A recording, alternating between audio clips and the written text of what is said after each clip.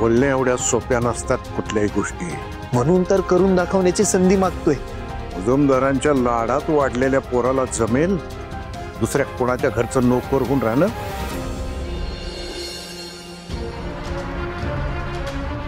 मुजुमदारांच्या पोराचं माहिती नाही, पण ज्या पोरानं सावीवर प्रेम केलंय त्याला नक्कीच जमल।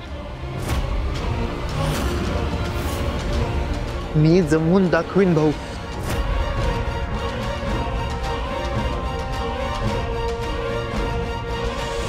कितीही त्रास झाला तरी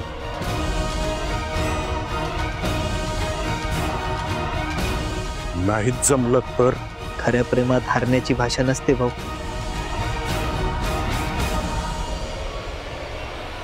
प्रेमात हारणं सुद्धा जिंकणंच असते, आणि जर नाहीच जमलं तर प्रेमामुळे माझ्यातला मीपणा तरी मरेल।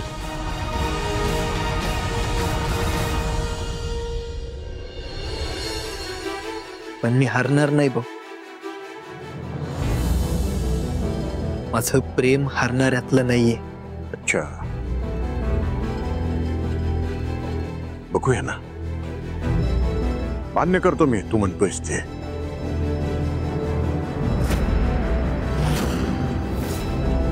खरं तर मला अजिबात विश्वास नाही की तू ही परीक्षा पार करशील म्हणून।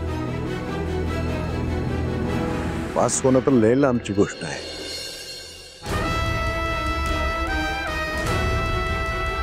धैर्य मुजुमदार, हे सगळं करण्यासाठी मुळात विचार आणि संस्कार खूप शुद्ध असावे लागतात।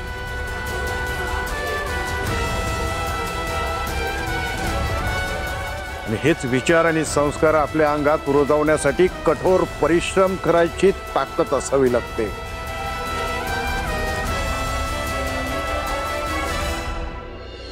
त्याच्यावर तेवढी श्रद्धा असावी लागते।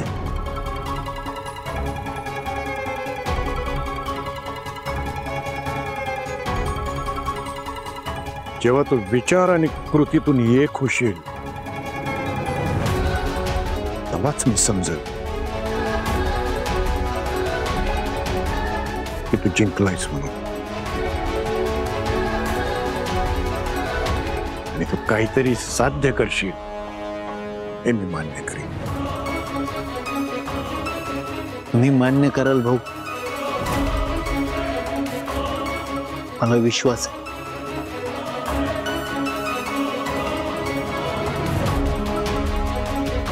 एवढा विश्वास? माझ्यावर नाही, माझ्या प्रेमावर।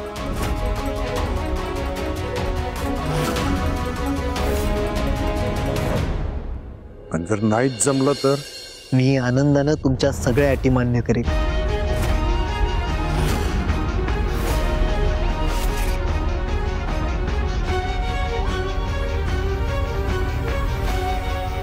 धैर्य हो, कशाला तुम्ही एवढं सगळं करताय?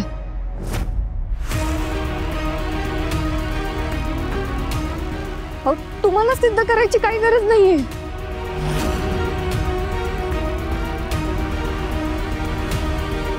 क्या तुला का भीती वाटायला लागली?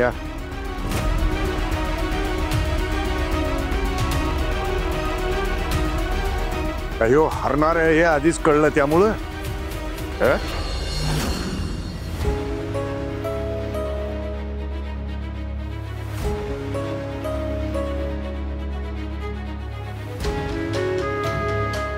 नाही भाऊ, उलट मला एक गोष्ट पक्की माहिती, धैर्य कधीच हरणार नाही।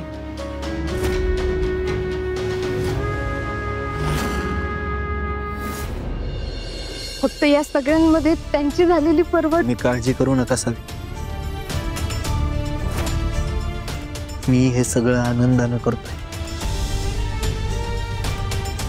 तुमच्यासाठी, आपल्यासाठी।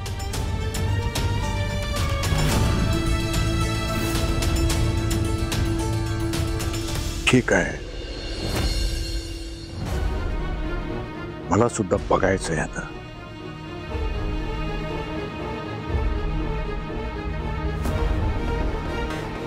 इथेच थांब.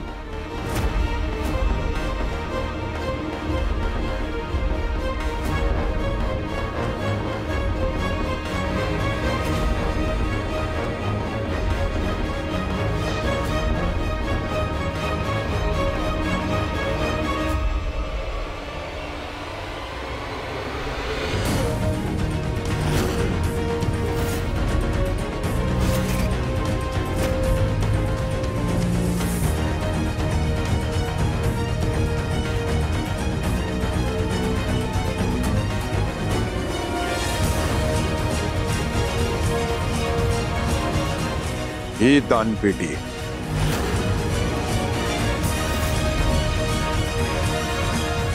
तुमच्या स्वकष्टाचे स्वतः कमवलेले 5,001 रुपये टाकायचे.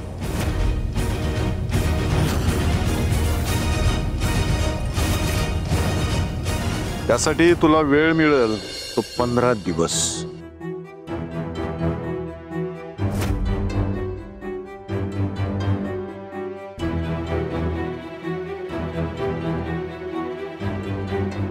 हे सगळे पैसे नैतिक मार्गाने कमावलेले असायला पाहिजे.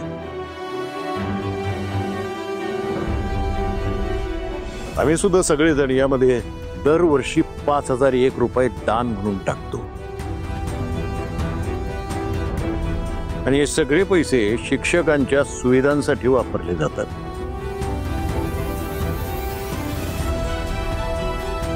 मंजूर. आणि एक महत्वाची गोष्ट, कुणालाही न फसवता, न लोबाडता, काही चुकीचे व्यवहार न करता असेच पैसे यात आले पाहिजेत.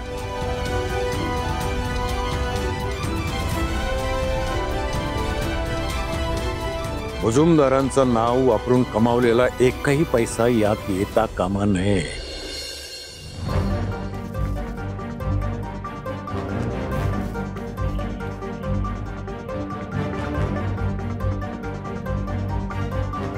आता तुम्ही इथे नोकर म्हणून राहायचं मान्य केलेलंच आहे. आता योग्य मोबदला तुम्हाला देण्यातच येईल.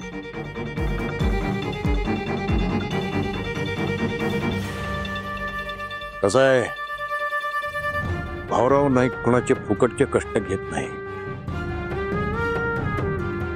तो मोबदला मिळेलच. आणि त्याचबरोबर कामात काही चूक झाली, काही झाली, एखाद्या कामाला जमत नाही म्हणून नकार दिला